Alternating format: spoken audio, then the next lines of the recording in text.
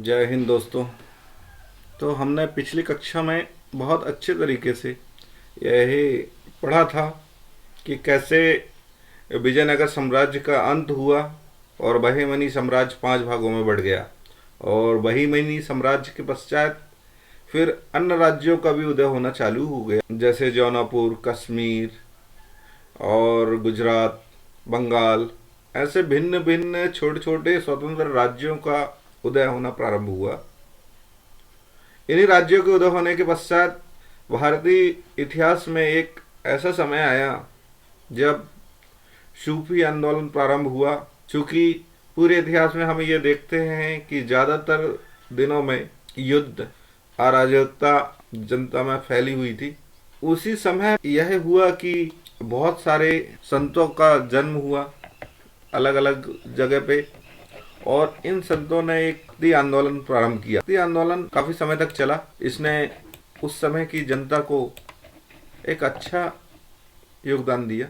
मुख्य रूप से भक्ति आंदोलन का प्रारंभ 6वीं शताब्दी में हो चुका था, जिसे महान संत शंकराचार्य ने जन्म दिया। तो ऐसा क्या हुआ कि भक्ति आंदोलन उस समय आया, और जो हम आज भी बड़े अच्छे तरीके से भक्ति आंदोलन के बारे में पढ़ते हैं। चूँकि ये देखा गया था कि उस समय ज़्यादातर समय में युद्ध हुए, जिसकी वजह से भारतीय जनमानस में क्लेश और डर का माहौल सा बना हुआ था। और उसी समय महान संतों का जन्म हुआ और उन संतों ने भारत में भक्ति आंदोलन का प्रारंभ किया और भारत के भिन्न भिन्न कोने में इसका प्रचार प्रसार किया। तो हम भक्ति आंदोलन प्रारंभ करते हैं। भक्ति आंदोलन में हम सबसे पहले ये देखते हैं कि महान संत शंकराचार्य, जिन्होंने भारत पर 4 प्रमुख मठों का स्थापना की। 4 मठ में था एक ज्योतिर्मठ जो बद्रीनाथ में है, वर्तमान के उत्तर भारत के उत्तराखंड में स्थित। दूसरा मठ है गोवर्धन मठ जो पूरी उड़ीसा में स्थित है। तीसरा है शारदा मठ, द्वारका गुजरात में स्थित है। श्रृंगेरी मठ जो रामेश्वरम में स्थित है। तो इस प्रकार से भारत के 4 कोनों में 4 मठों की स्थापना शंकराचार्य द्वारा की गई। भक्ति आंदोलन का प्रारंभ कैसे हुआ, किन कारणों से हुआ, ये हम समझते हैं। भक्ति आंदोलन का प्रारंभ 6वीं शताब्दी से हुआ था कर्नाटक, जो कर्नाटक से होते हुए महाराष्ट्र तक पहुंचा। इन भक्ति आंदोलनों में मुख्य रूप से 12 अलवर वैष्णव और 63 नयनार शैव संतों ने किया। इन्होंने शैव, नयनार, वैष्णव, अलवर जैनियों और बौद्ध के अपरिहार्य ग्रह को अस्वीकार कर दिया और ईश्वर की भक्ति मार्ग को ही मुक्ति का मुख्य मार्ग बताया। शैव संत अप्पायर ने पल्लव राजा महेंद्र वर्मन को शैव धर्म की शिक्षा दी। और भक्ति काल में कवि संतों को कहा जाता था। भक्ति काल में संतों का समूह 2 भागों में बटा हुआ था। एक था वैष्णव, दक्षिण भारत के महाराष्ट्र में लोकप्रिय हुए, जो विठोबा के भक्त हुए, और हर साल ये वैष्णव समूह पंढरपुर की यात्रा करता था। इनका मुख्य तीर्थ स्थल पंढरपुर था। दूसरा समूह राजस्थान एवं पंजाब के हिंदी भाषी क्षेत्र में था, सक्रिय था, जिसको निर्गुण भक्ति में आस्था रखते थे। और भक्ति आंदोलन को दक्षिण भारत से उत्तर भारत में लाने के लिए रामानंद ने मुख्य रूप से योगदान दिया। रामानंद ब्रिज का काम भी किया रामानंद ने, क्योंकि 6वीं शताब्दी से ही भक्ति आंदोलन चालू हो गया था, लेकिन 14वीं शताब्दी में आते आते तक यह बहुत विराट हो गया था। भाग भी अलग अलग हो चुके थे, 2 भाग। बंगाल में कृष्ण भक्ति प्रचलित थी। प्रतिपादक विद्यापति ठाकुर और चंडी प्रसाद थे, जिन्होंने कृष्ण भक्ति को बंगाल के क्षेत्रों में प्रचार प्रसार किया। और रामानंद की शिक्षा से 2 संप्रदायों का जन्म हुआ। एक था सगुण भक्तिधारी और निर्गुण भक्तिधारी।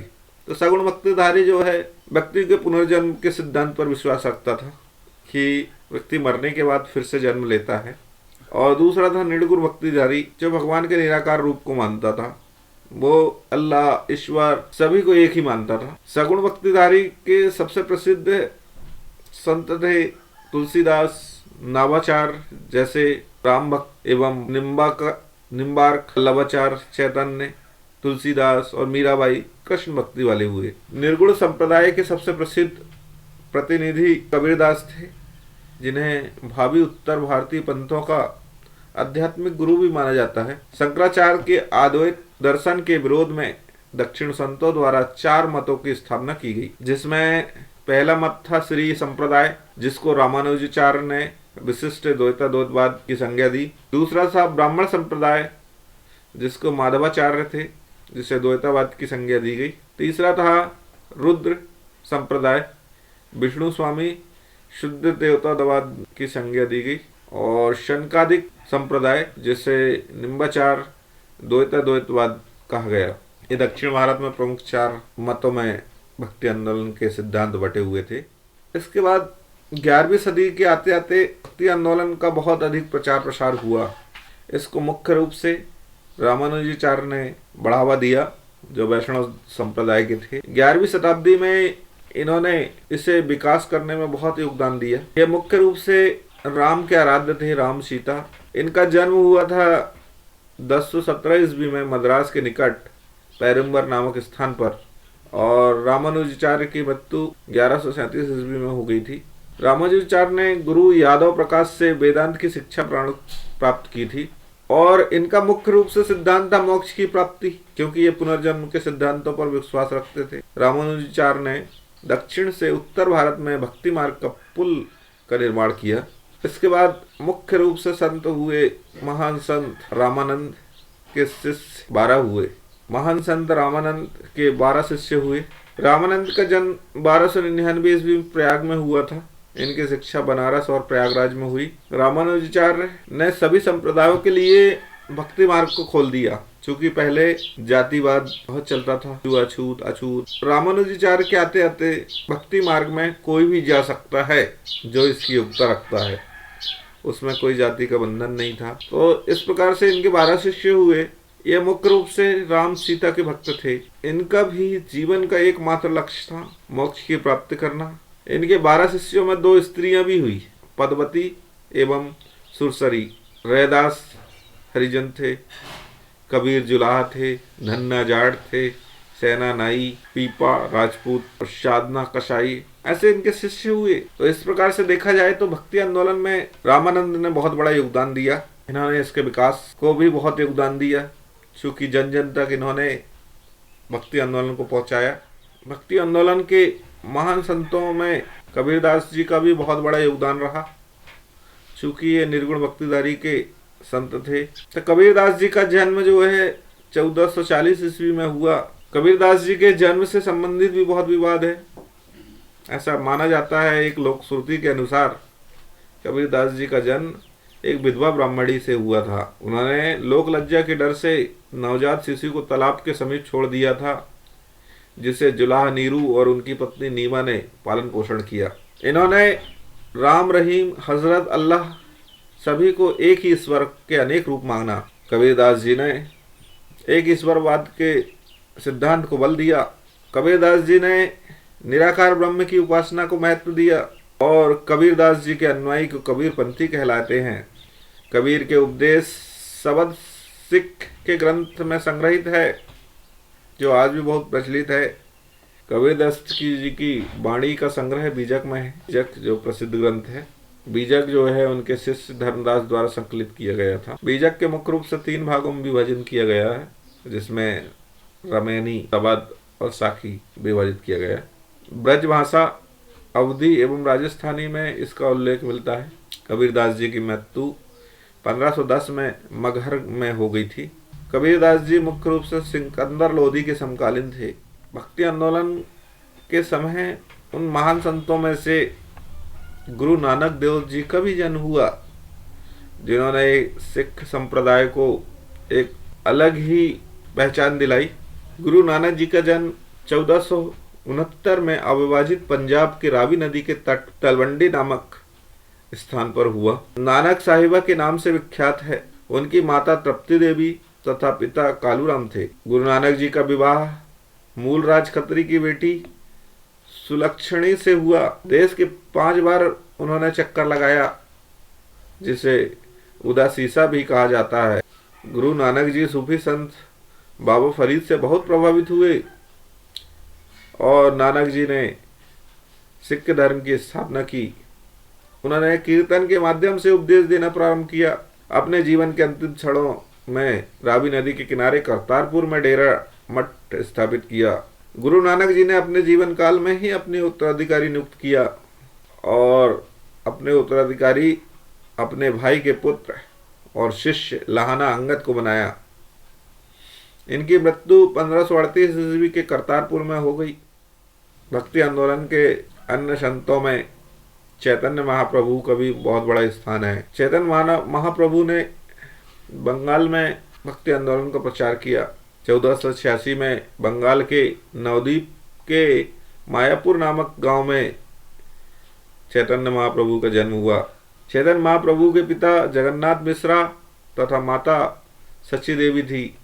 चैतन्य महाप्रभु को पाठशाला में निमाई पंडित या गौरांग कहा जाता था। चैतन्य महाप्रभु का वास्तविक नाम विश्वाम्भर था। चैतन्य महाप्रभु ने गोसाई संघ की स्थापना की। चैतन्य महाप्रभु ने संकीर्तन प्रथा चालू किया, जो अभी भी कुछ गांवों में प्रचलित है। सुबह के समय कीर्तन करते हैं सुबह उठ के। इनके सिद्धांत को आचित्य भेदाभाव के नाम से जाना जाता था। चैतन्य महाप्रभु सन्यासी बनने के बाद भी पुरी चले गए। उन्होंने 2 दशक तक भगवान जगन्नाथ की उपासना किया। चैतन्य महाप्रभु की मृत्यु 1533 ईस्वी में हुई। भक्ति आंदोलन के अन्य संत में माधवाचार्य, उनका जन्म 1479 चंपारण में हुआ था। वल्लभाचार्य के पिता लक्ष्मण भट्ट और माता यलमंगरू थी। चैतन्य माधवाचार्य जी का विवाह महालक्ष्मी से हुआ।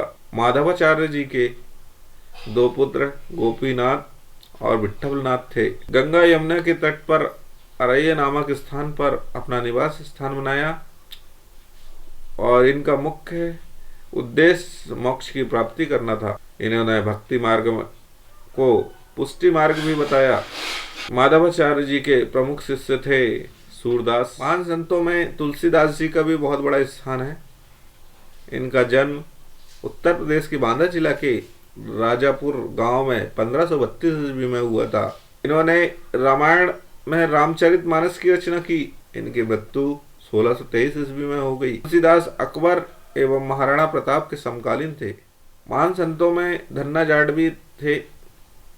इनका जन्म 1415 ईस्वी में हुआ।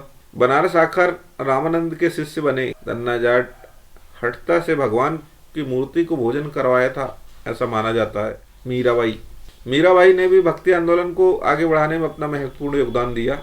मीराबाई का जन्म 1458 में मेड़ता जिले के चेकारी गांव में हुआ था। उनके पिता रतन सिंह राठौर थे। मीराबाई का विवाह 1516 में राणा सांगा के बड़े पुत्र युवराज भोजराज से हुआ। अपने पति के मरणोपरांत पूर्णतः है उनका विवाह 1516 में राणा सांगा के बड़े पुत्र युवराज भोजराज से हुआ। मीराबाई अपने पति के मरणोपरांत पूर्णतः धर्मपरायण जीवन व्यतीत करने लगी।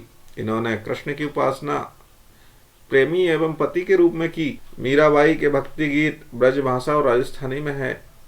मीराबाई की मृत्यु 1546 ईस्वी में हुई। संत रविदास, जिन्हें रैदास भी कहा जाता है, संत रविदास जाति से चमार थे, बनारस के रहने वाले थे। रामानंद के 12 शिष्यों में से एक थे। संत रैदास के पिता का नाम रघु था, माता का नाम गुरबिनिया था। ऐसा माना जाता है कि ये जूता सीकर अपना जीवन यापन करते थे। संत रविदास, इन्होंने रैदासी संप्रदाय की स्थापना किया। दादू दयाल, भक्ति आंदोलन में दादू दयाल ने भी बहुत बड़ा योगदान दिया।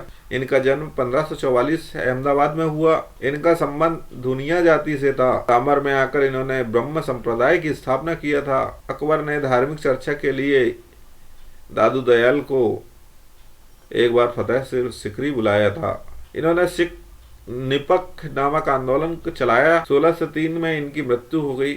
सुंदरदास इनके प्रमुख शिष्य हुए। महान संतों में शंकर देव का भी महत्वपूर्ण स्थान था। इन्होंने भक्ति आंदोलन का प्रचार प्रसार असम में किया और ये चेतन के समकालीन थे। हमारा धन्यवाद।